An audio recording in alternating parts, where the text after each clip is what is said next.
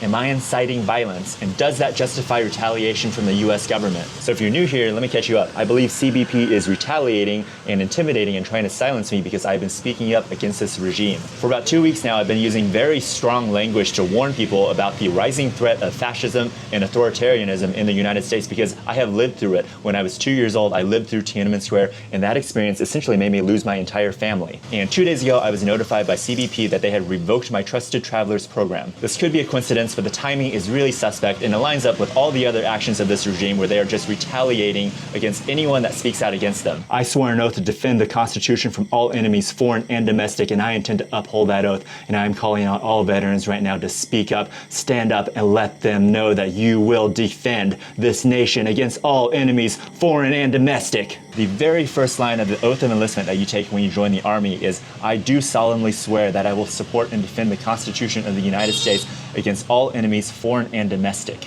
So that is the first line, defend the Constitution, and only at the end does it say, I will obey the orders of the President of the United States and the orders of the officers appointed over me according to the regulations of the UCMJ. That part of the oath means you will obey the lawful orders of the President and the officers appointed above you, and that comes after your duty to uphold the Constitution. So my question for Trump supporters, you're supposed to be pro-military, you're supposed to be pro-veterans. Why do you have an issue with me telling our veterans to remember their oaths, to remember the oaths that they swore? You don't think that our veterans should uphold the oaths that they swore to our Constitution and our country? You don't believe that? There's Supreme Court case law that defines what constitutes inciting violence because it is a very high bar because we have the First Amendment in the United States. This is known as the Brandenburg test, and Brandenburg was literal KKK leader who was saying outrageous, horrific things. So as part of his hateful speeches, he basically fantasized and encouraged general violence against Black Americans. He was charged with incitement, and his case made it all the way to the Supreme Court. The Supreme Court ruled that this was not incitement because at no point was there a specific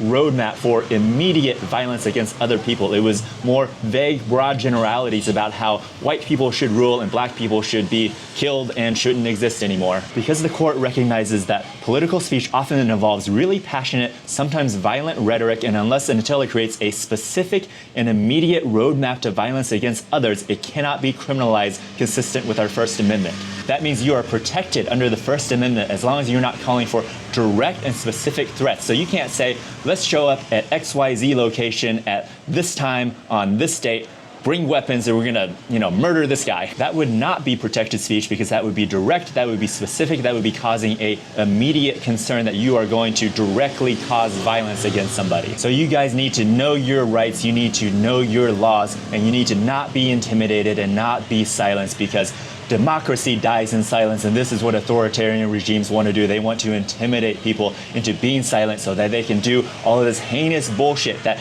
the majority never, ever support, but they intimidate people into silence, and now everyone thinks everyone else is just going along with it, and they can murder people, they can disappear people, they can do the most incredibly vile, disgusting, terrifying things like they're doing to student protesters right now, suppressing their First Amendment rights. And this is the canary in the coal mine. They're testing the waters. They will do so much more. So right now, it is in your best interest to stand up, speak out, protest, protect all of these immigrants, protect them, because if they can get away with this Gestapo bullshit against green card holders, against people with valid visas, next they will be coming for US citizen dissidents. I promise you that. That is always what authoritarians do.